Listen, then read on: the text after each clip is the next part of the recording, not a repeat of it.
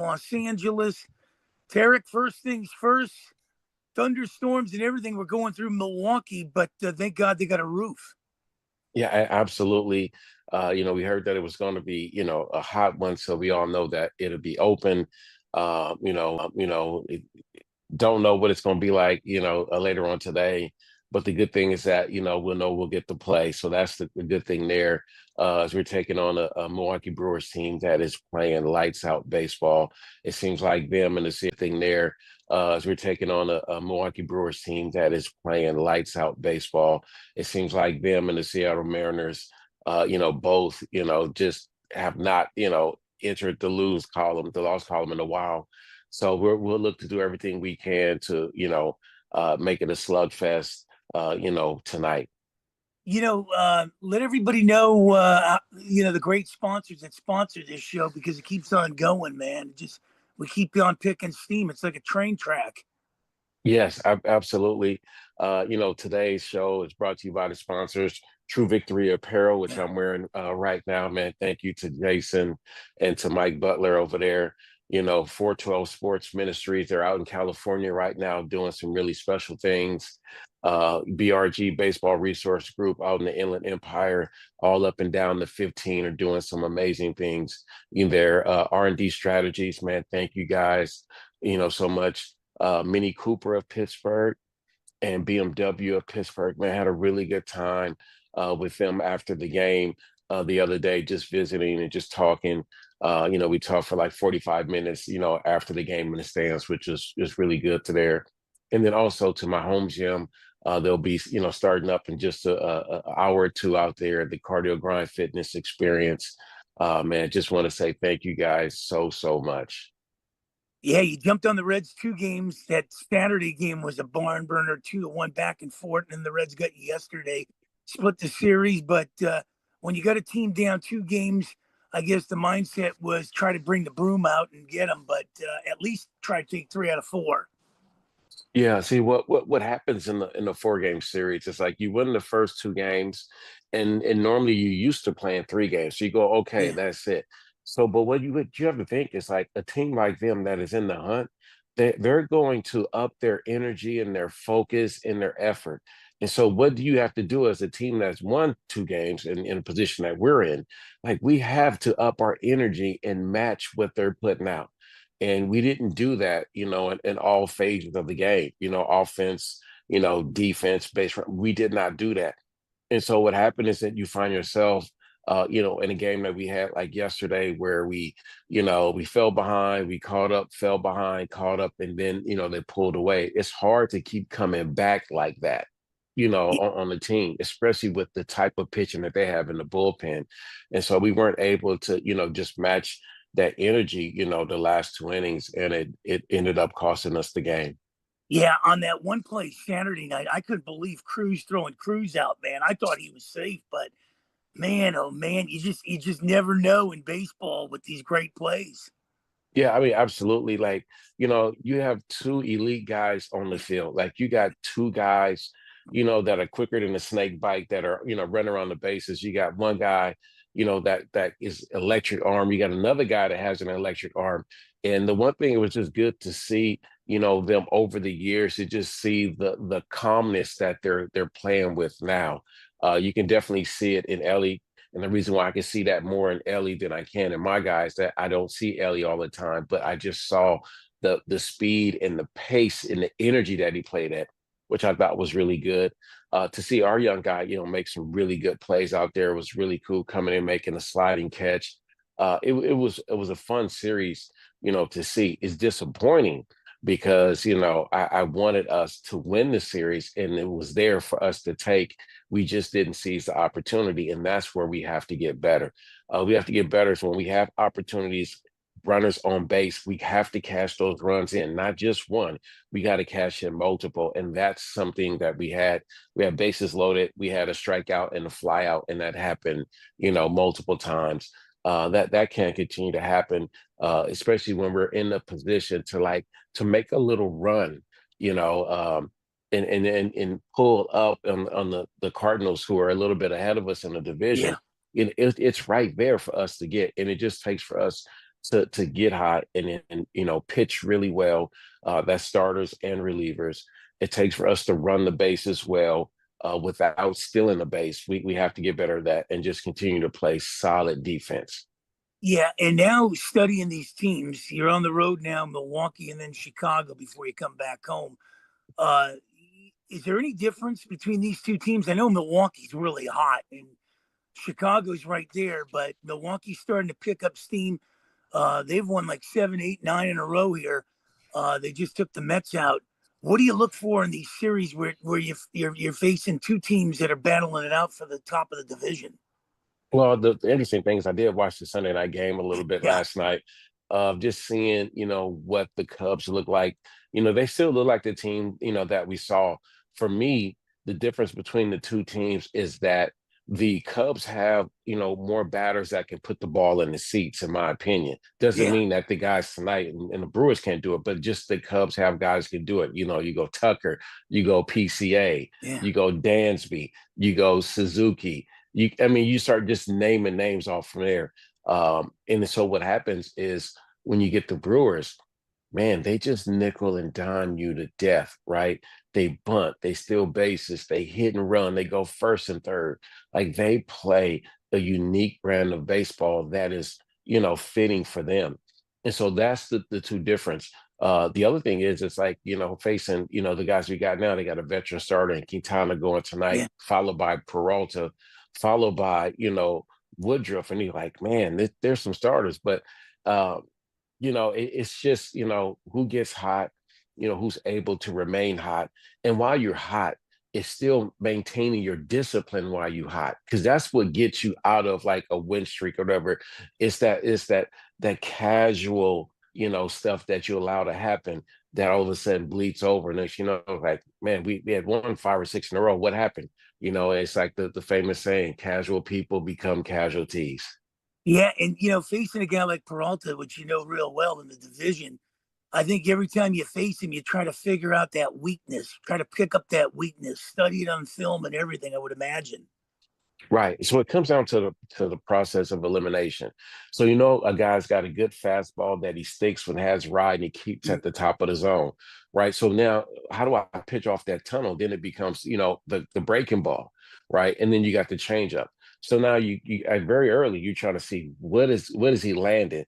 Is the fastball is he throwing it for strikes? Well, the fastball is not throwing for strikes. So then, that's something that you kind of eliminate. So now he Yeah. becomes a two pitch pitcher, right? And then of the two pitches, which one is easier to hit? So if you're the left-hander, like that breaking ball's coming into you, so now it's coming in.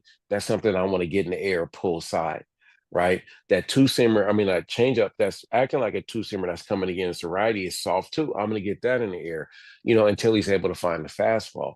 That's just it for us.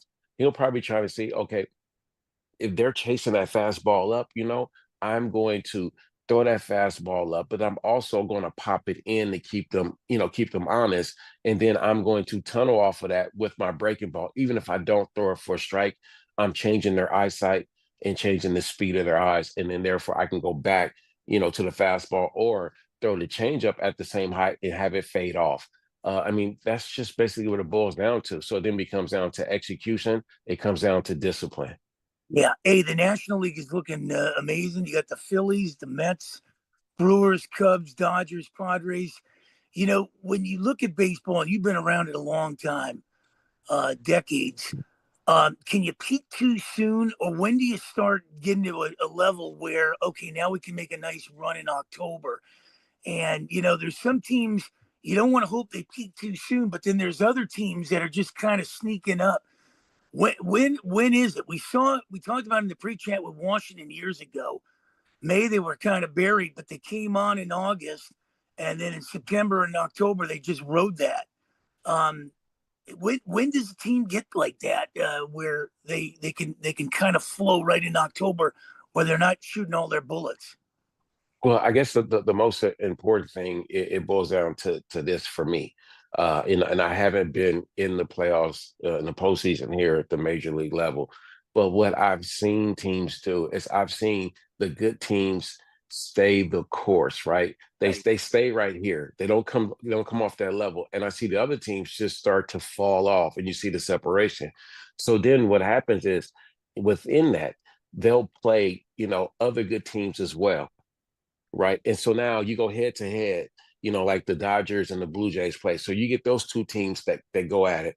The team that leaves that series with the victory carries a little bit more steam. Yeah. There's more coal, in that fire. And then that's what happens. It becomes big series wins against potential playoff teams or potential playoff opponents.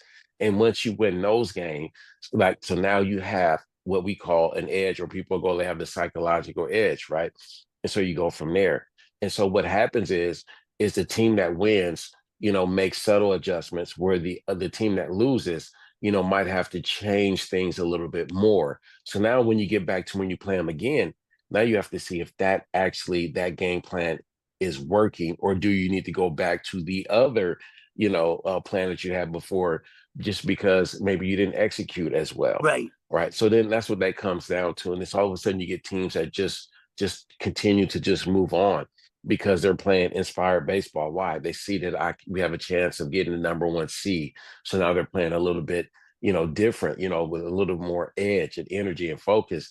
And then that makes a team dangerous. And then some teams just are able to just carry it. Why? Because they have good leadership in the clubhouse, in the players' locker room, amongst themselves, right? And they're pushing each other. And then you got some guys, that could be playing for other things too. Like I told you before, legacy. Yeah. Like they're playing to pass somebody up, but they're still doing it within the team structure. Some guys playing, because the contract is up and they're doing it. Some guys are playing to establish themselves at the major league level, and there's some guys that are here. They're just saying, you know what, I'm here, but I'm really want to put my stamp on being here. And all of a sudden, that's when you look up and they get rewarded with a 3-year deal, and you go like, man, just a couple of years ago he was a bounce around guy.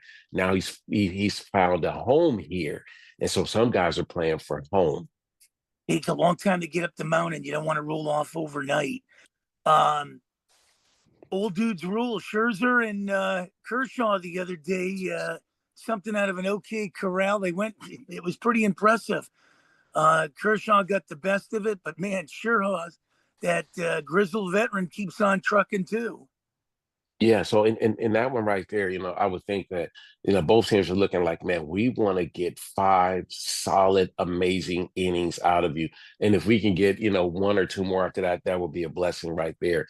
So when you got two guys going like that, both guys, like, the last thing that other guy wants to do is to make a mistake. So that focus is going to be razor sharp, because they know, like, the difference between keeping our team in this game or not, will hinge on my focus and my execution, right? And so that's the real cool thing right there. And then offensively against those guys, all you trying to do is not chase, right? Because you don't want to put them in any advantage, right? You want to look for pitches in your spot that you handle, right? And then just battle. And then the one thing that you want to do as well is, if you don't want to fall for the trap, if they're throwing first pitch strikes, you don't want to get into the part where you're trying to put those balls in play, because then also, like, you're making early outs, which could extend the life of their game as well. So it just becomes a really interesting thing of how aggressive are you, especially on within the zone, and then are you driving up the pitch count to shorten up, those guys' days? And then for the pitchers, it's like, we're executing, we're trying to get strike one, we're forcing contact on pitches in areas that we like, so that we can shorten up, the innings. Because the average pitch count in an inning, one inning is like 17 pitches. So, could you imagine all of a sudden Kershaw has a 9 pitch inning? So he's Yeah. working with a surplus going to the next one. Oh, Serger gets out in 8, so now he has a surplus there. And so that becomes a really important thing there. And then also, the last thing that no one takes into consideration is, what's the weather like that day? Is it Yeah. scorching hot, or guys sweating? Because that could be a reason why, instead of going 7, they go 5 and 2/3, because it's just hot. Man, I thought I had it, and I went out this 5th inning, and The breaking ball just wasn't as sharp. It was rolling, and not snapping. The fastball was running. I couldn't control it more, and all of a sudden they're out. So all those things come into play, and that's what makes sports, really, really Yeah. cool. Yeah. Hey, David Bednar took a thing out for the Pittsburgh Post Gazette, I guess, thanking the city of Pittsburgh and everything. I thought that was such a class act. You hear so much, but to put that in depth and show the love of his hometown had to be something. He's such a class act. I mean, you hear words like that, but I think it's the coolest thing, man. I mean, you had a guy that did everything he could, multiple time hard and hustle Yeah. award, winner for our team. He was always out in the community doing it. He took everything that the city gave him, like when he wasn't proficient, pitching well, got booed, but still kept going and performed, gets sent down, goes down there, gets right, comes back up, and all of a sudden turn the season around. And now, he has a chance to pitch in the postseason. To thank, the fans, the good, the bad, the ugly. He's got family members there. I just think that was just an awesome thing, for him to do because he got to do, hardly what anyone gets to do, which is play in your hometown for your hometown, team, hometown city team. I think that is the coolest thing ever. And so I'm not surprised that that is something, that he did. Yeah. Hey, calling the shot in Milwaukee. Oh, this should be a good one. I know who I'm going with. Oh, so we got Kitana today. I'm going to go with Nick Gonzalez. Yeah. I'm going to stay with Nick Gonzalez. He's been swinging the bat really well. The last two at bats that he put on late in the bats. I mean, balls over 100 plus on the line. If he can get those up a little bit, especially in this ballpark here, I think we got a chance there. He kind of reminds me of Phil Garner or Tim Foley. He's got all that grit. He doesn't mind Yeah, getting dirty, and yeah, I like O'Neill Cruz. well, that's a good I one like too. yeah. We got to keep Bernie Brewer on his slide up there. Yeah, we definitely need to do that. We definitely need to do everything we can to slow those guys down. And this is what we call it outfielders, dream series, right? You got guys that can run, so now you're reinforcing keeping your throws low.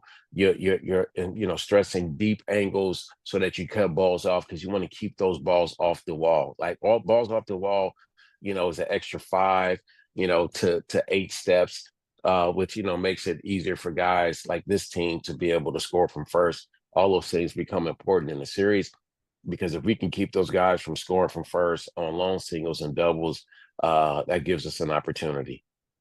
You know what? I was just thinking, if you guys walked on the field for batting practice with Roger Pittsburgh jerseys at Milwaukee, that would be something. Hey, unbelievable, to say the least, with that thing.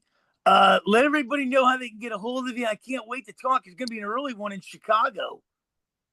Yeah, I absolutely coming off an off day, especially because they're all day games there, which is going to be the kicker there. Yeah, let me Uh, know. I might have to get you before you get on the bus. I might have to move yeah, this up a little bit. Yeah, so that'll be good there, and I think most importantly, I think of the 7 games or the 6 games we have, I think at least 5 of them are day games. So, we'll take it as it is. But man, you can find me online on XTARRIKSR, all one word. On IG, you can find me TARRIKBROCK at the SR as well. On Facebook and on TikTok, it's just first and last name TARRIKBROCK. Man, so just wishing everybody a peaceful, safe, blessed, week, man, and enjoy your time and find something new to experience. Yeah, Friday we'll get probably start a little earlier. Depending, let me know what time. We'll also talk about the Steelers. They look good against Jacksonville, and big injury in LA with the Chargers losing an offensive tackle. Oh, you So know what? I think the Eagles potentially might have lost a guy on their line as well. I don't know if it yeah, was O line or D line. So, yeah, it's a part of sports. It's the part that we definitely don't like. But then also it's just a part of why we love doing what we're doing. So prayers out to those that are sick, that are hurting, that are recovering. Especially with the weather and things that are going around as well. God bless you, man. That's Tarrik Brock in Milwaukee. Here's truly Mark Mancini in Los Angeles. Thanks for tuning in. We'll catch you Friday. It could be an early one before they get on the bus for the day game in Chicago versus the Cubs. Till then, have a blessed one, guys. And thanks again for listening.